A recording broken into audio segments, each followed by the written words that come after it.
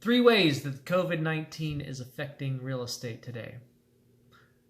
No, it's not making the dog next door bark while you're in the middle of Zoom meetings, although it could be, that might be one of the things. But that's another topic for another day. My list, the top 3 that I have so far, are the way that we see properties has become more virtual, right? We have more pictures being taken, more video, more virtual tours. We're implementing Matterport as well. I'm not sure if you're familiar with Matterport, great. If you're not, it's kind of like a 3D dimensional of the house where you get to walk through, you click through, and you get to go room to room or point to point, and you can look up and down and all around. It's really cool. We're doing that on all our properties. A lot of people are doing those too. Which reminds me, I wanted to ask you guys what your favorite is. Do you like the virtual tours, which is the pictures kind of stitched together, so you can go picture to picture? Do you like the Matterport tour, which shows like the dollhouse view, right? It'll kind of show you the view of the house.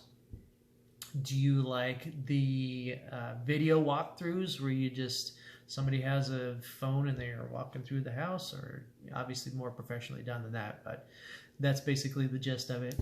So what do you like? Do you like 1, 2, 3 of them, all the above? If you don't mind, in the comment section, tell me what you like, and then that way we can do what you like.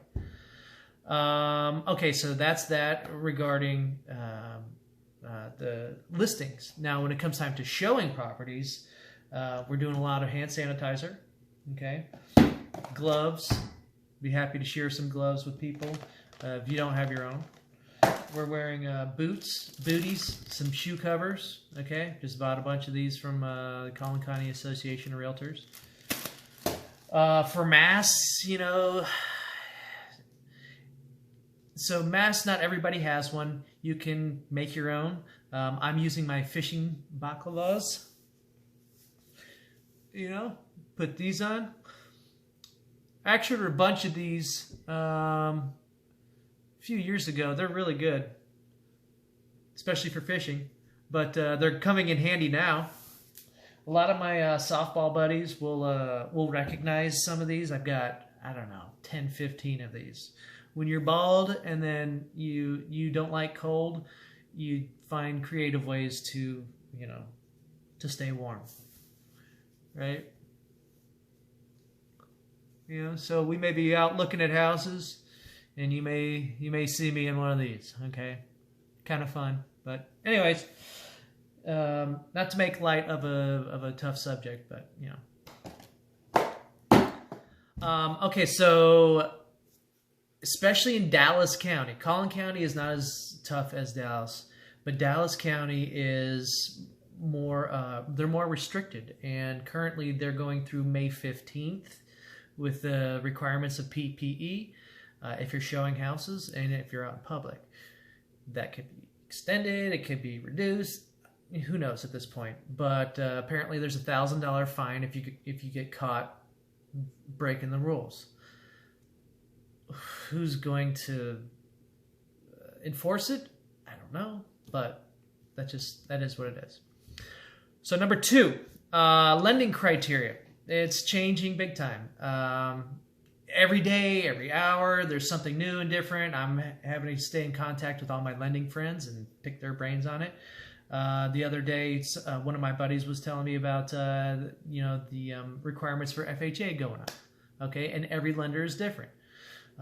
It used to be that you could get, if you had a 5 in the mid to upper 500 credit score, you could apply for an FHA loan. Well, a lot of the lenders now are requiring that you got to be in the low to mid 600s. An article in the Houston Chronicle says that Chase Bank, and I'm quoting it, Chase Bank will stop making loans to homeowners with a credit score less than 700 and a down payment of less than 20%. That's significant, right? I mean, they want to want to hedge their bets a little bit and get as tight of a deal as they possibly can. They want as sure of a thing. So that trickles down to, as a seller, you got to figure out if there's a buyer writing an offer on your property, you got to figure out what type of loan they're doing, how qualified they are, all that good stuff. So keep that in mind. Now, regarding home values, a little bit different there. Home values, I haven't seen them decrease. And actually, I was looking at a report from National Association of Realtors chief economist Lawrence Yun, and he was talking about property values on how they're staying stable and actually increasing still. And if you want stats, I can send them to you. Just let me know. But one interesting thing that he told me about, or that he was saying, and I could send you the video. The 1980s, the unemployment rate was above 10%, and home prices increased. The 1987 massive stock market crash correction, home prices increased, right? 9/11, home prices increased. The only time that home prices decreased on a national level was 2008, and that was due to the subprime lending. So from a valuation standpoint, I don't foresee properties losing value. It's just that there may be less people out there. I mean, less people can qualify, right? So there's less people out there. But that it could also be a good thing, especially if you're a buyer and you've been sitting on the fence these past few years because you haven't been wanting to deal with all the competition. Hey, now's your time if you want to, right? And then so the third thing is there's just overall uncertainty. Right? People don't know from day to day if they're going to have a job. We're in uncharted territory, right? As of yesterday, the U.S. weekly job loss claim was 4.5 million people. That's significant, right? So that brings a 5-week total to around 26 million people.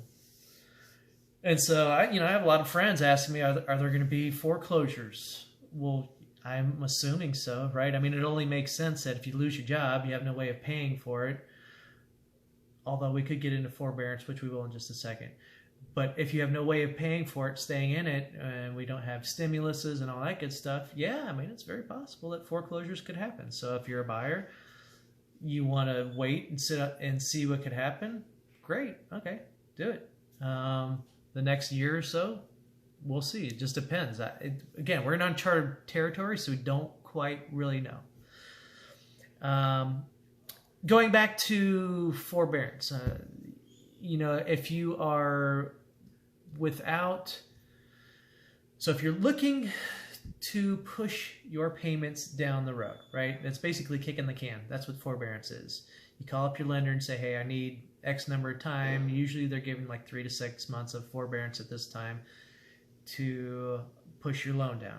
Now, you have to make sure that you talk with them and figure out exactly what you're getting involved in. If they say, and I've heard this, some of the forbearance is, yes, we'll give you 3 months forbearance.